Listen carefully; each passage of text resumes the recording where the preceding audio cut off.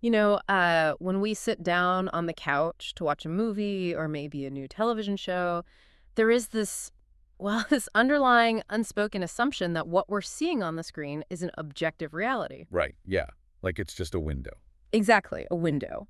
A bright red car drives by in the scene, the screen displays a bright red car, and your eyes see a bright red car. It just feels like a straight, clean line of communication, from the camera lens on the set directly into your brain. Yeah, and it is entirely by design that we feel that way. I mean, we are conditioned to treat screens as transparent windows. You assume the window itself isn't lying to you, and that the person who built the window didn't secretly tint the glass. But then you step into the world of professional color correction and grading, and suddenly that pristine window just totally shatters. Oh, it shatters into a million pieces. Right. You realize you aren't looking through a clear piece of glass at all. You are looking through a highly manipulated, almost magical funhouse mirror. So our mission for you on this deep dive is to pull back the curtain on this really obsessive, high-stakes discipline. We are drawing heavily from Alexis Van Herkman's definitive color correction handbook today. Which is pretty much the Bible for this stuff. Yeah, exactly. And we're going to uncover the extreme technical, biological, and mathematical lengths that professionals go to just so the media you watch looks exactly right. Because most people think color correction is just slapping a cool, moody filter on a video clip, right? Or maybe just brightening up a dark shot on your phone. Yeah, the Instagram filter approach. Right. But the reality is that this is a fierce war against hardware limitations, physical environments, and the literal biology of the human eye. Okay, let's unpack this. What is the fundamental difference between simply correcting a shot and truly grading a film? Well, to understand the technology, you really have to start with the philosophy of the colorist. You basically have two distinct phases. Color correction is, it's essentially a technical rescue mission. A rescue mission, okay. Yeah. It is the act of fixing errors. Mhm. Imagine a documentary crew shooting inside an office building. One shot might be underexposed because a cloud passed over the sun outside. Another shot might have this really sickly green tint because of the fluorescent lights in the ceiling. Oh, right. Fluorescent lights always look terrible on camera. They really do. So color correction is the process of neutralizing those specific problems. You are matching the shots so they actually look like they were filmed in the same room at the exact same time. You bring the image to a neutral, balanced state. So it's establishing a baseline of reality, just making sure the sky is actually blue, the white shirts are actually white, and, the skin tones don't look completely alien. Precisely. It is a necessary foundation. Mm. But color grading, that is where the art happens. Grading is the intensive, creative process of developing style, mood, and depth. It's the fun part. Exactly. It is where you deliberately manipulate the audience's emotional perception of a scene. A prominent technical editor in the field, Joe Owens, he actually framed it with a brilliant analogy in the book. He noted that correction is a sword fight, while grading is the war. Wow. That is a fantastic way to look at it. Correction is parrying the immediate, urgent problems right in front of you, like a bad shadow.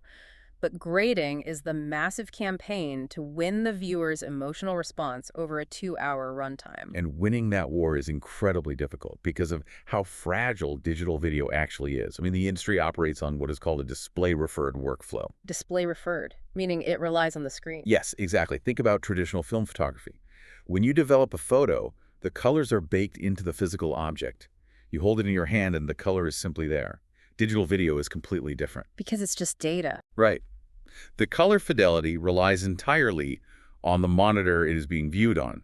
There is no inherent physical color locked into the video stream that travels over the web or through your cable box. It is literally just raw math until a screen interprets it. It's like a massive game of visual telephone. If one person's scream in the middle of the post-production chain is slightly too blue, their eyes will tell them the image is wrong. So they'll manually make the video too yellow to compensate for their own bad screen. Exactly. They break the math. Right. And then they pass the file to the next person whose screen happens to be set way too dark, so that person artificially brightens it. By the time it gets to the viewer, the original footage is a total mess. But wait, if that's the case, is there any hope for the end consumer? Because everyone listening to this right now has their home TV set up differently. Oh, absolutely. Some are set to that blinding sports mode, some have that weird motion smoothing turned on, and some are just old and fading. What's fascinating here is that the colorist is hyper-aware of that chaos. They know they cannot climb into your living room and hand calibrate your television, But that is not the battle they are fighting. So what are they doing? Their goal is to establish a rigorous chain of trust. From the grading suite to the finishing facility to the broadcaster, they are obsessively ensuring that the master file is mathematically perfect before it ever leaves their hands. So they just control what they can control. Right. In this industry, there are 6 labors a colorist must perform. These include balancing scenes, directing the viewer's eye by shaping light, and crucially, adhering to strict broadcast limits. If the master file is broadcast legal and compliant with established high-definition standards, which is a specific color space called BT 10709, then the colorist's job is done. The baseline standard remains pure. Yes. If a viewer chooses to watch it on a neon-tinted TV from 2008, well, that's their choice. But the math of the file was flawless when it left the lab. They are essentially defending the integrity of the source code. But to win this war of grading, a colorist is entirely at the mercy of the raw materials handed to them by the camera crew, right? If the camera didn't capture the visual data in the first place, you can't manipulate it. That is the most brutal reality of the job. You are truly only as good as the data you receive. And camera formats, I mean, it's a wild west out there. At the very top tier of the industry, digital cinema cameras shoot in RAW formats. Like all capital letters RAW. Yeah. And RAW is exactly what it sounds like. It captures linear light data directly from the camera sensor without baking in any decisions about contrast or color. It gives the colorist massive latitude. So it's basically a completely blank slate. Exactly. If a shot is too dark, they can dig into the digital shadows and pull out incredible detail or recover the texture of bright clouds in a blown-out sky, all without degrading the image. But I'd imagine RAW files are absolute monsters in terms of size. We're talking terabytes of data for a single shoot. So obviously, not every project is shooting uncompressed RAW. Not even close. On the opposite end of the spectrum, you have consumer and prosumer gear. So DSLRs, drones, GoPros. To shrink the massive video files down so they can fit on a cheap SD card, these cameras use heavy compression. And one of the most aggressive methods is called chroma subsampling. Okay, chroma subsampling. Specifically, a format known as 4.2 points over. Here's where it gets really interesting. What is 4.2.0 actually doing to the image behind the scenes? It is actively discarding 3/4 of the color data. 3/4? Wait, how does the image even survive that? It survives because human biology has a loophole. Oh, I love a good biological loophole. Right. Our eyes are vastly more sensitive to luminance, which is light and shadow, the brightness detail, than we are to pure color resolution. Engineers realized decades ago that if they keep all the brightness detail, they could literally throw away massive chunks of the color information, and the human brain just wouldn't easily notice the missing pixels. It radically shrinks the file size. It's like trying to bake a very specific cake, but someone already mixed the flour and sugar together and then threw out half the eggs before handing you the mixing bowl. That is a very stressful baking scenario. It is. You are stuck. You can't unmix the batter, and you certainly can't magically summon those missing eggs back into existence. That is the perfect analogy. And it leads to some of the most painfully frustrating conversations in a grading suite.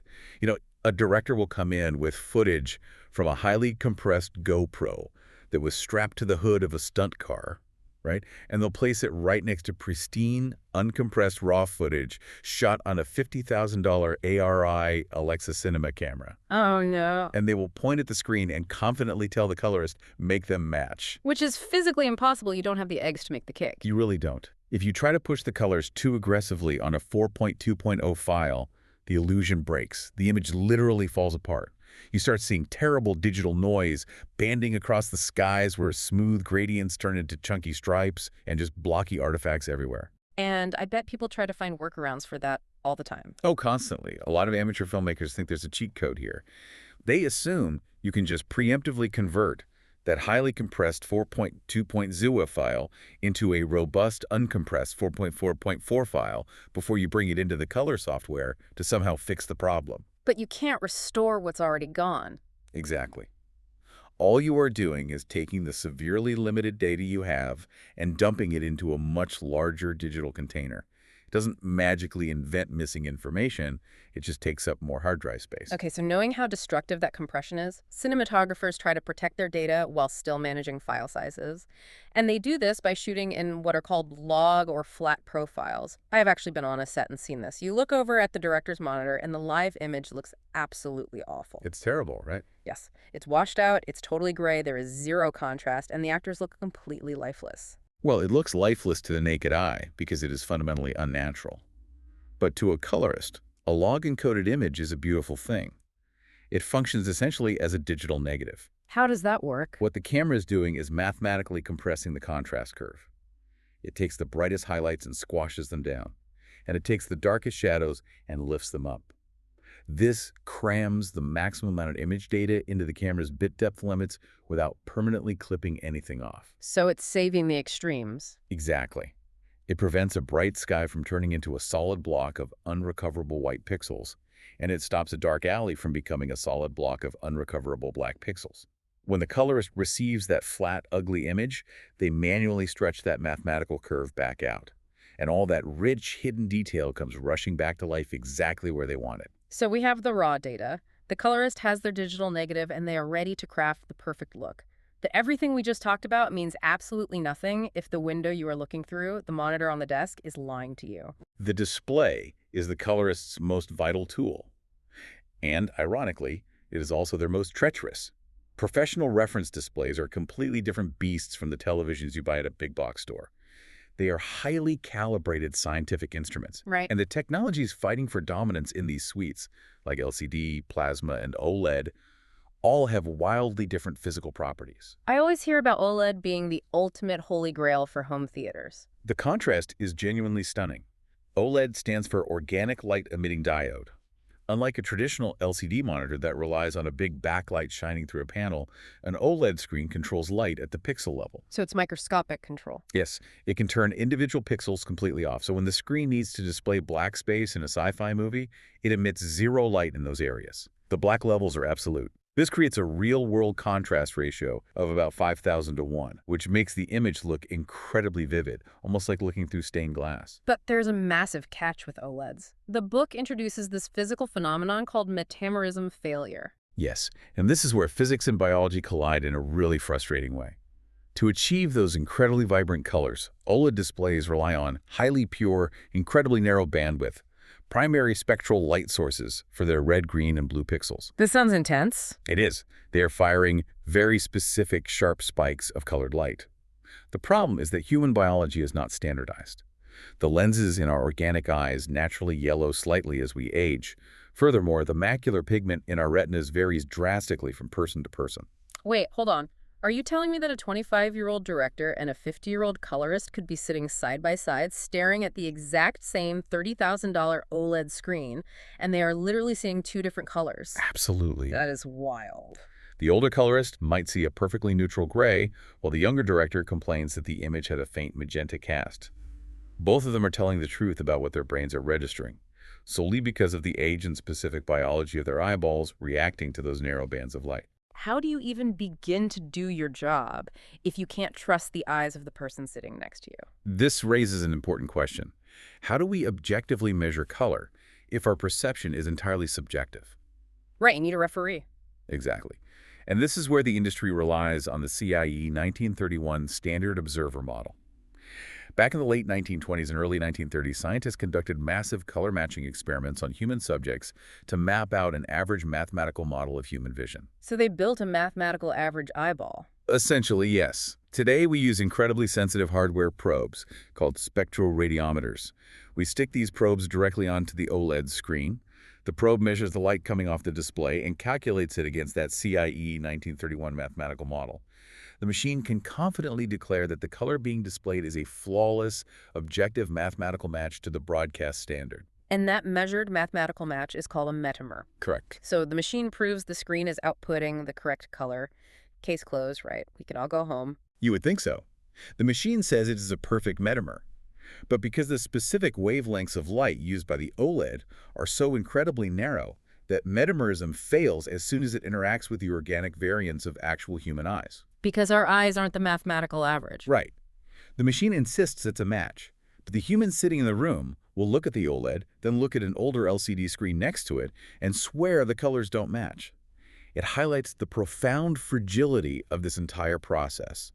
We are using absolute rigid mathematics to stimulate fundamentally flawed biological organs. It's almost terrifying. And the craziness doesn't stop at the screen. Because even if you had perfect eyes, if you were the CIE 1931 human, the environment around the display, like the literal physics of the room you were sitting in, will hack your brain's perception of the image. Oh, absolutely. Human vision is astonishingly susceptible to trickery.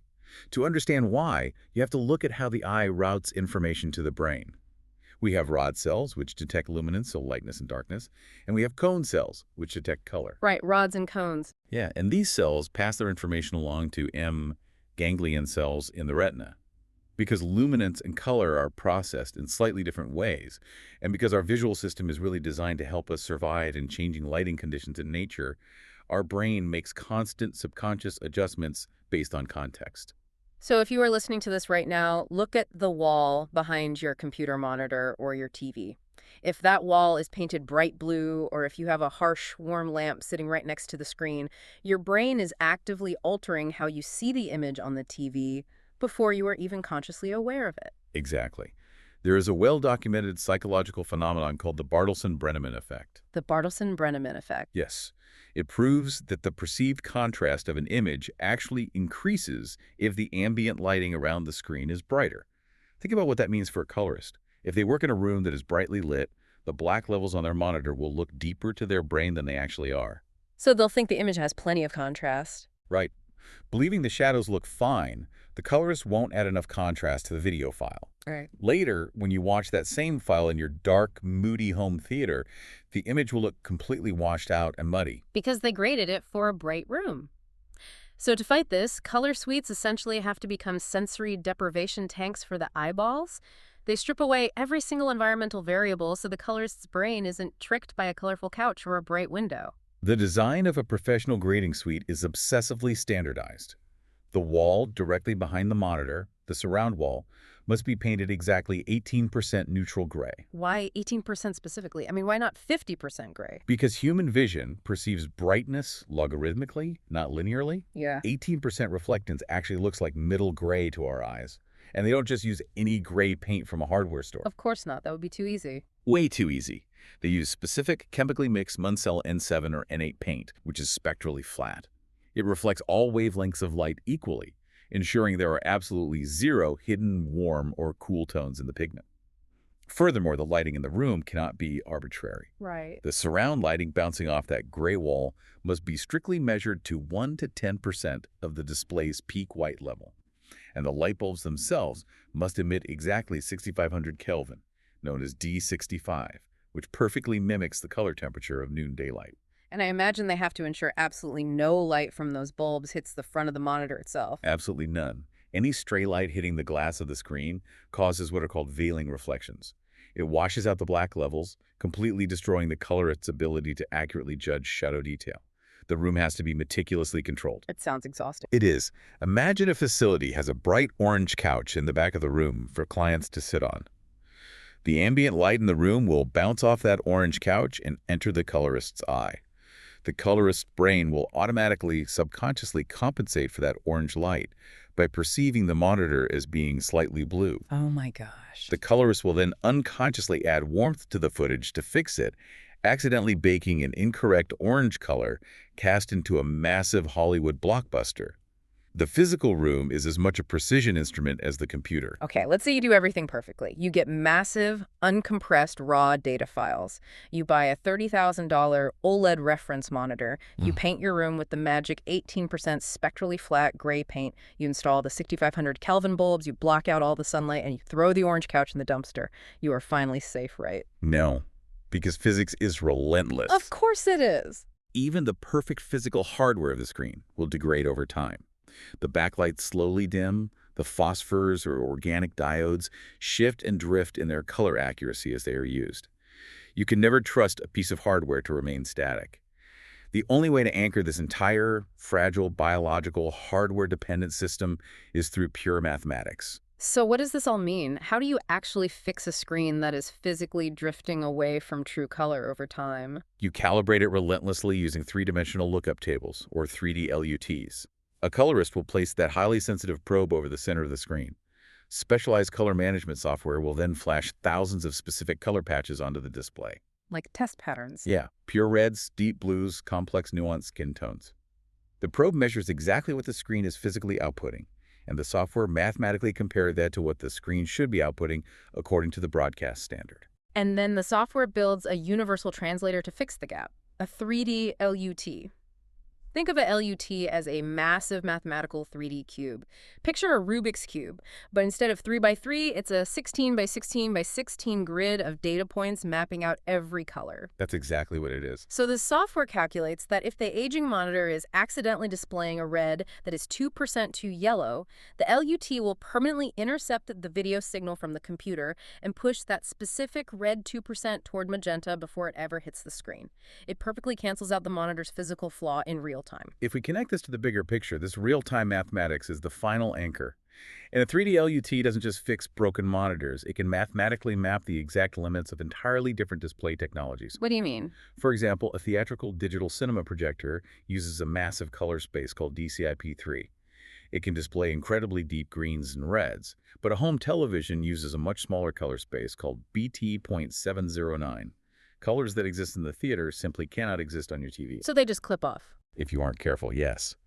But a 3D LUT can mathematically compress that giant cinema color space down into the smaller HD broadcast container, allowing the colorist to see exactly how the movie will look when it gets compressed for streaming.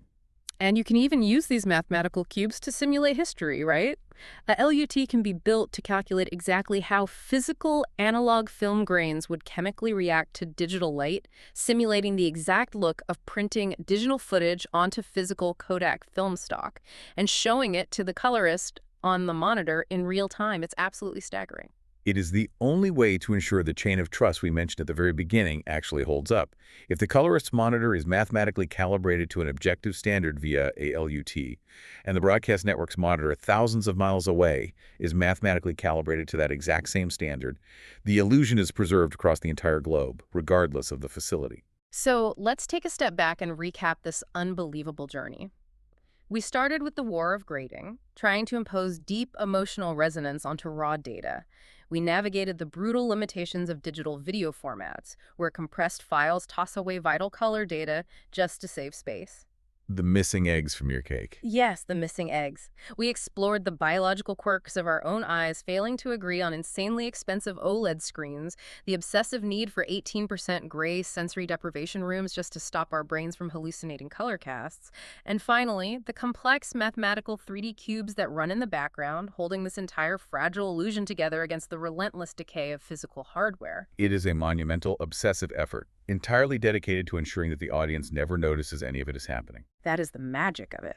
So to you, the listener, Hmm. the next time you are sitting in your living room watching a beautifully moody television show or a vibrant, explosive movie, take a second to look around your room.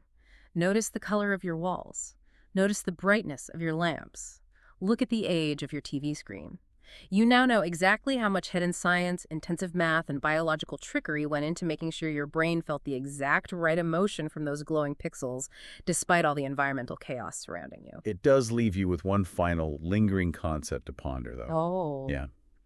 If our perception of a film's color is so completely subjective, if it is so easily manipulated by the brightness of a lamp in the room, the invisible compression of a digital file, or the biological aging of our own retinas, is the beautiful color we see in a movie actually existing on the physical screen? Mm-hmm. Or is it an illusion constructed entirely inside our own minds? A magical funhouse mirror, disguised perfectly as a clear window. Thank you for joining us on this deep dive. Keep questioning the world around you, keep looking closely at the media you consume, and we will see you next time.